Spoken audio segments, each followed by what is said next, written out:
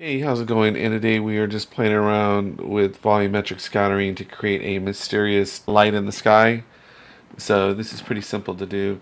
We're just going to go into lights and we'll go into properties here and let's switch out this distant light for a point light, and that'll be our mysterious light in the sky. And then we'll go to light and we'll choose the environment light, and let's just go ahead and get rid of that. So we just have one light in the scene. And then we're just going to do a simple animation on this light. So it's over there right now. Whoops. And we'll just drag it over here. So I'm going to click right there. And then we're just going to pull this over here. So that's our animation for our light.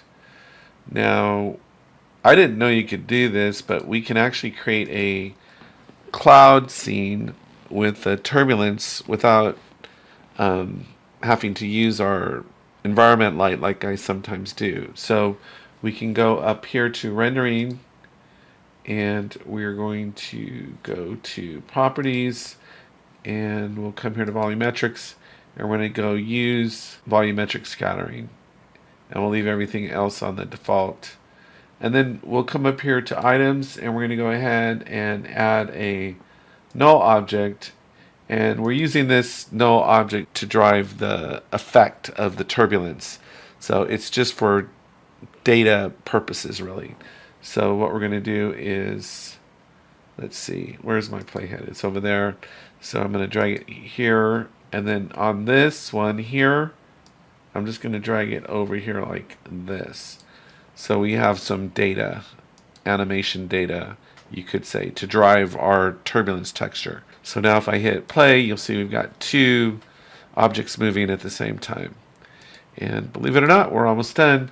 So what we're going to do is we're going to go back to our render properties here, and in right there, and you'll see we got access to the node graph, right? So we're going to click in here. We do need a multiply node, so let's go ahead and grab that. We're going to go ahead and get our trusty turbulence, and this is what's going to give us our kind of a sky effect.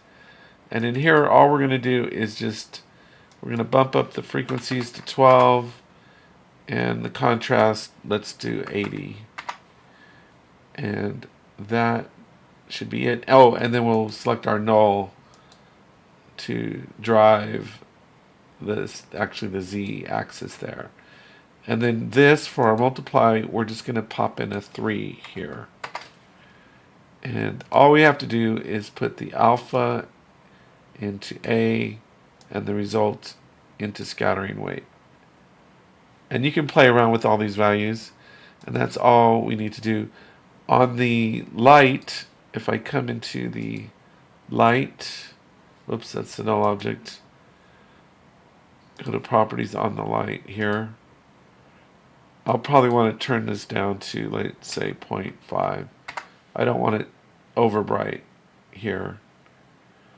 And I think that's going to do it. I think we might want to pump this up here a little bit, maybe to a 6. Okay, and now if I go into VPR, this is what we've got. And if I hit play, you'll see there is our light moving. So we can actually pull out quite a bit to make it look even smaller, and then just match our camera perspective here like that, and go into camera view. And that's what it would look like. So it looks like a light, mysterious sky, a light going through the sky. And that's all I had for today. I hope you found it helpful. Take care, and I'll talk to you next time.